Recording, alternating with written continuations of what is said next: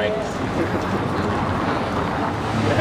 All right, you guys, behind me we have an example of Ledania and Sarok, two local artists who were actually a couple for a while. So they did a lot of work together, and they have a pretty like prolific, you know, body of work that they've done together. They've since separated, but they still, you know, obviously do things commercially together as well. Ledania, again, she's branched out away from graffiti.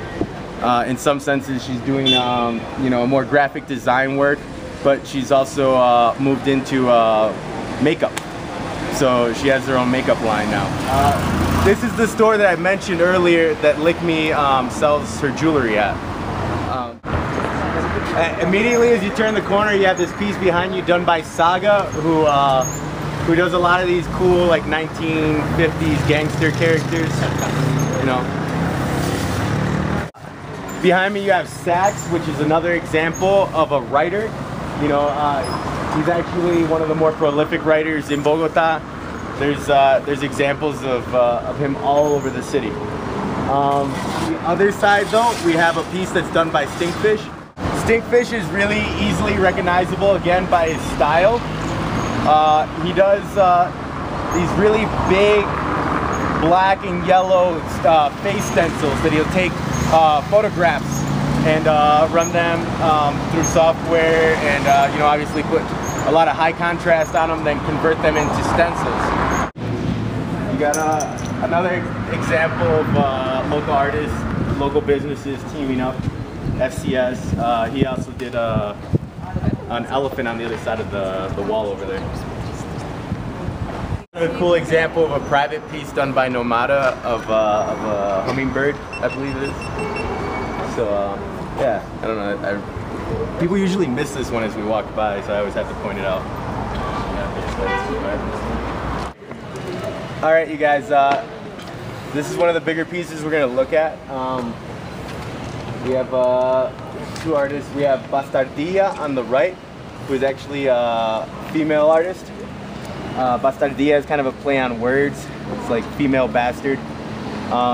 She was a victim of rape a while back, and she kind of includes the themes of like really strong feminist images. Also a lot of stuff that you know, runs on the themes of relationship.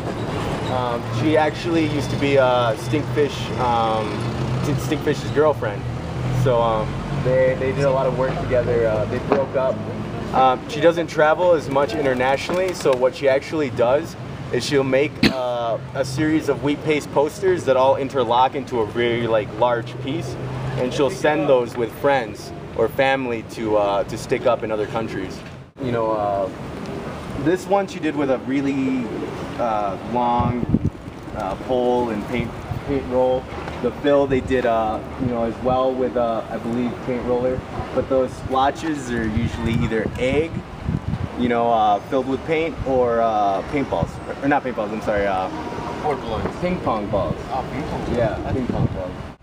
So you know, for large scale stuff, artists get really creative.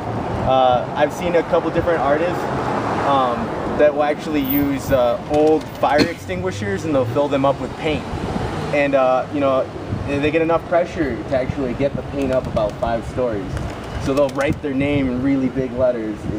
You know, it's a way of creating a fill, like let's say for this background, or you know, on our way back we might be able to see another example of some of her work. Quick side note: used this kind of transparent glitter paint in the daggers and in the teardrops. So you know, during the right time of day or at night, you'll catch you know, the glittering of those.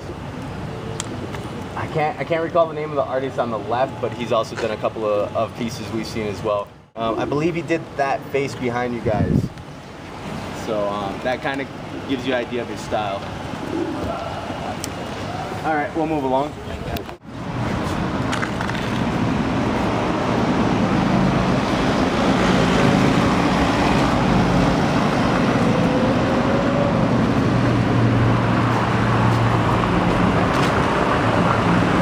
Initially you had you had them come and paint the wall, and then you had them come and paint the blue line, just the general shape. And then now they've come back and done a lot of the detail work. This is actually the corner of what's left of what used to be a really big graffiti wall. You know, everything that you see on my right used to be a wall, and then on the other side of the corner, there used to be another running wall. So this is kind of just a little piece of what's left, and this is soon to be knocked down as well. They're creating a commercial district on this block. So, you know, again, it's a very ephemeral art. It's something that moves, and it's kind of cool just to catch it when you can. So in this corner we have these two hog heads that are done by Nomada. What happened is he actually had a piece there before. Somebody came and repainted over him. He came back and repainted over them his name in really big letters, and then they came back and repainted over his name, and then finally he came back and repainted these hog heads. So it's kind of a little like really rare occurrence of someone, you know, coming and buffing over someone's piece. You don't see people coming and doing stuff like that. There's so much space in Bogota that it's unnecessary. Next to that you have a piece done by Stinkfish. It's another little character. He has these like teardrop or triangle shaped characters that he does a lot of. And then next to that you have the first example of DJ Lou that we're seeing on this tour. He has been considered the Banksy of Bogota. I don't know if I agree in that sense. I mean, that they both do stencils and both have ambiguous, you know, social political messages. Like, I would agree that, yeah, okay, they're similar, but the contexts are different. Next to that you have another example of DJ Lou. He did a series of animals. You know, you've got a fox, there's another one that's a vulture. I'm not sure how many others he's done, but it's just a part of a series that he had done as well. Next to that, you have what's called Toxicomano crew. And Toxicomano is actually a former punk group. And so they moved into to commercial design. Off to the right you have, again, DJ Lou. DJ Lou is a moniker he retained from his college days. He was a DJ. He's actually now an architectural professor at the university. So, you know, apart from his graffiti career, he actually has a professional career as an architect. He also goes by the Juega Siempre, which I hadn't mentioned earlier. Next to that, you have a character called Eddie the Punk, who is a reoccurring character that Toxicomano uses. He's actually a former band member as well. This is a four-person wall, four-artist wall. You have Grizz1 on the far right. You have next to him Bastardia again, the girl that did the really big face we saw earlier. Next to that, you have an artist called Dex. I'm not really familiar. And then next to that, you have Stinkfish again, immediately recognizable by his style. All right, this is one of the last walls, and obviously the biggest one we're gonna look at this tour. Behind me to begin with, we have Guache. Then next to him, we have DJ Lou, Toxicomano, and an artist we haven't seen until now, Lasivo. The first image, first piece by Guache is done in freehand aerosol. It's actually taken from a picture. The picture is from a village in Colombia, and I discovered this when I got here, that apparently there are parts of the country where the rich actually still pay the poor to carry them around physically on their back to other parts of the village or other villages. Another note is that guache is a term that they use for, well, it's an indigenous term that originally was used for like the bodyguard, you know, and it kind of has lost its meaning and changed context. It refers more now to kind of a thug, like a brute. So that's kind of where he got his name from. Next to that, you have Juega Siempre, DJ Lou. You know, these images of like war for profit, you know, that are kind of encoded into a lot of his art.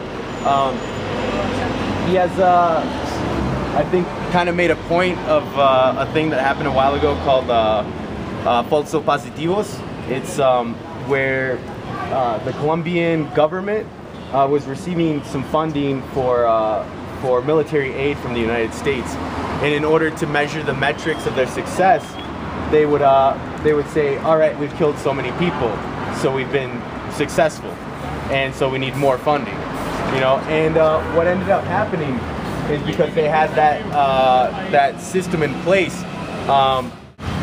is that the Colombian military would actually go and start kidnapping people from villages or the city, you know, like street vagrants or indigenous people, and dress them up as soldiers and shoot them and count them as casualties of war. So what's happening now is that a lot of these families, you know, who have missing family members, are reclaiming the government, and, you know, have made a really large outcry, you know, just of like the injustices to what's happened to their families. And on my left you have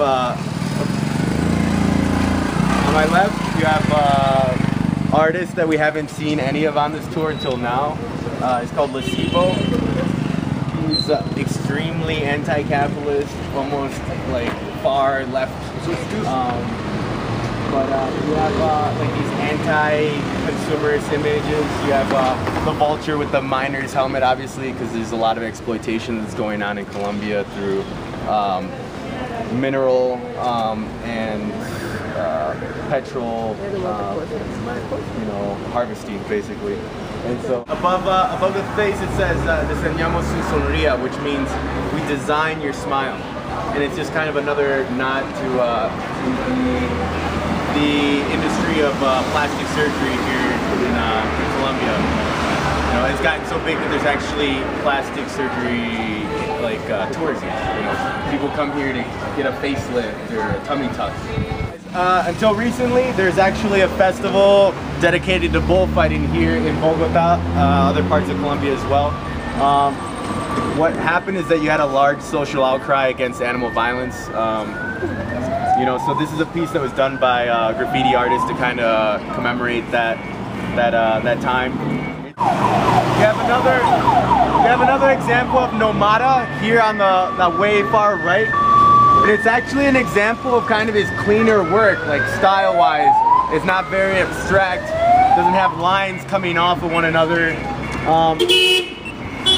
But you know, I think he's making the point that you have the rhino, which is a protected species, you know, and it is, you know, able to do some damage, but at the same time it's still protected. You have the bull on the other side, which isn't. You know, so he's talking kind of that argument over why isn't it protected. This is the end of the tour. Chris has marked it with again one of his tribal masks. Next to that, you have a series that's done by DJ Lou. These are kind of like a quick index of all the different designs that he's done and put around the city.